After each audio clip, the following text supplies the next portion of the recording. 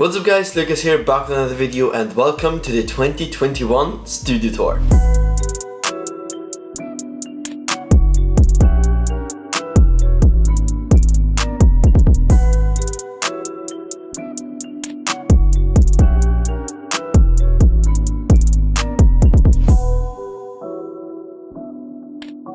Welcome back everyone to a brand new video, and today we'll go over the place where I make all of the videos you see on this channel. We'll do a tour as well as showing you the room, and I'll try to go over all the gear I use to make my videos.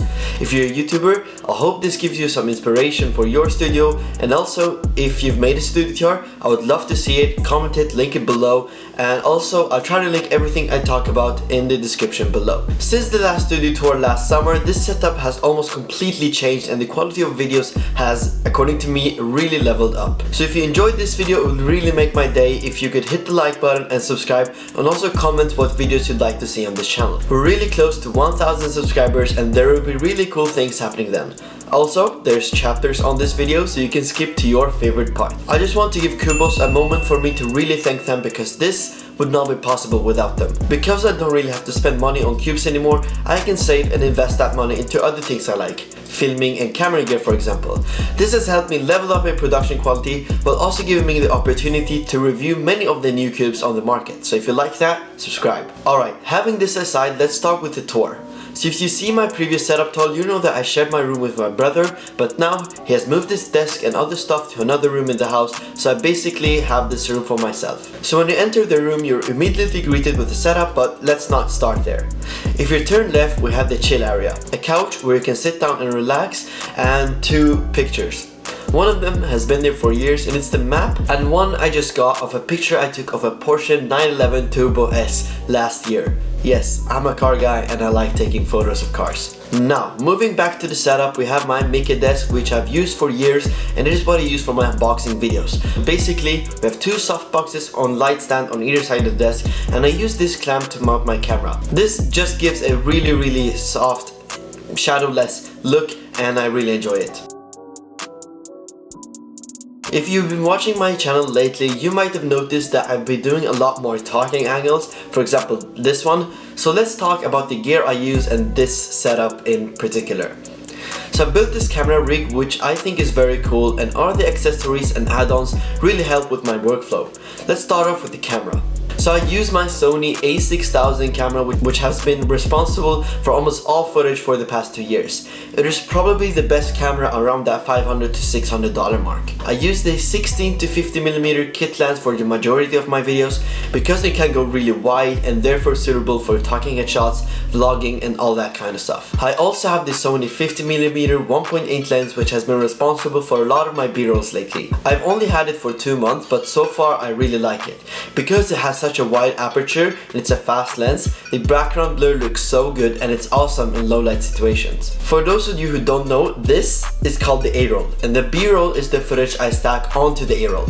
So in this video, all the shots that not this main angle are the B-roll. Most of the time it is to emphasize or show what I'm talking about. So if I'm talking about my camera rig, I show some footage on it. If I'm talking about a feature on a cube, I show it. The camera is mounted to a small rig cage, which is very high quality and great for the price. The purpose of the cage is that it allows me to attach a lot of accessories to my camera, so let's go over those accessories.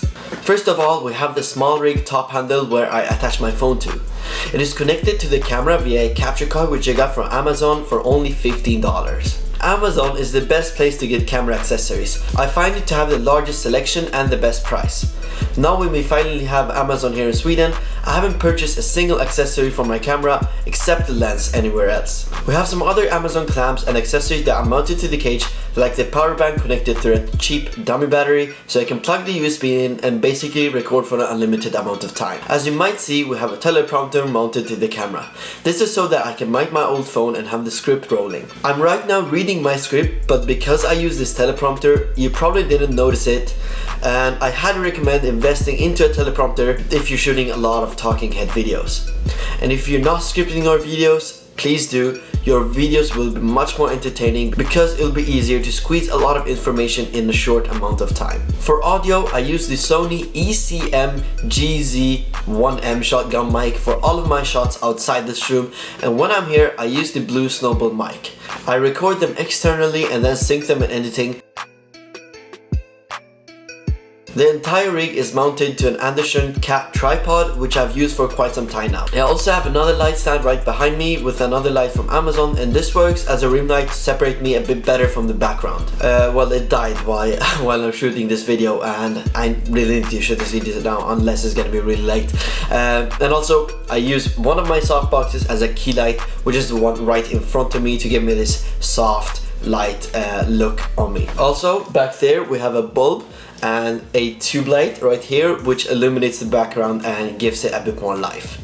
Okay, that was a lot of information about my camera gear and setup, and let's go over my editing / gaming setup.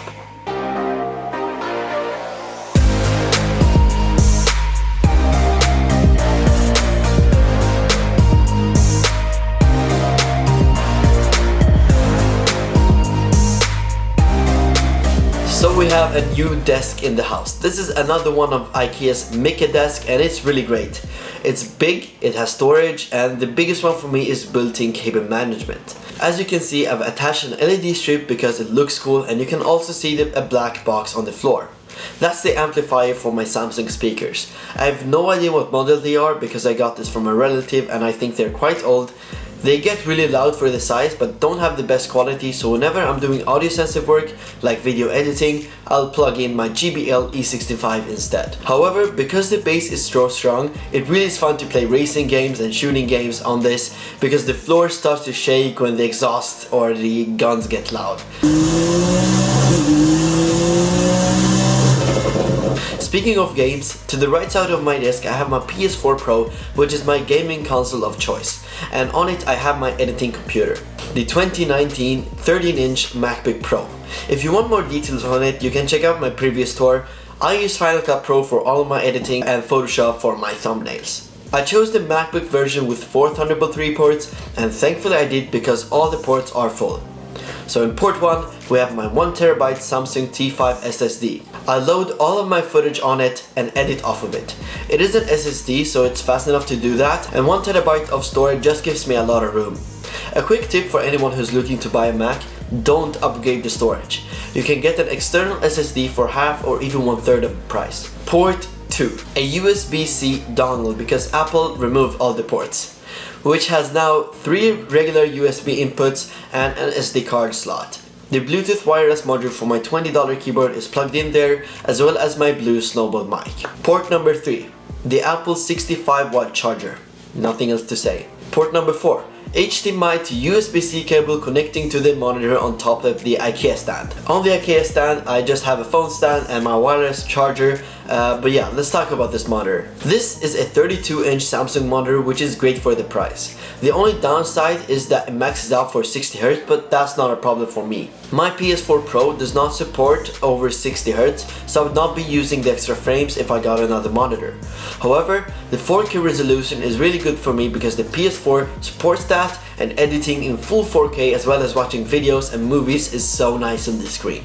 The large size of 32 inches makes it even watchable from the couch back there, and so there's no problem watching movies here. And with these speakers, it gets really loud and really is a nice experience. Whenever I'm editing, the extra screen is a really big benefit since I can see my entire timeline, as well as having multiple windows open for multitasking. That's everything on the desk, so let's see what's in them. We have 2 drawers on the desk, and the left one houses all of my main cubes and cube accessories. All of these cubes are available at cubos.com, where you can use the discount code Lukas Noel 5% off your entire order. It really helps support my channel and make more of these videos. The right drawer houses my PS4 controllers and some camera accessories, and to the right side of the desk we have another storage unit with more gear, but that's mostly the rest of my cube collection. Keep all of my boxes because I like that, and we have a whole storage compartment just for it. So I hope you find this video fun and interesting, and if you stay to the end, thank you so much. Thanks a lot for watching this video. Share your setups in the comments below, smash the like button, and if you enjoyed this video, subscribe for more. I'll see you guys soon.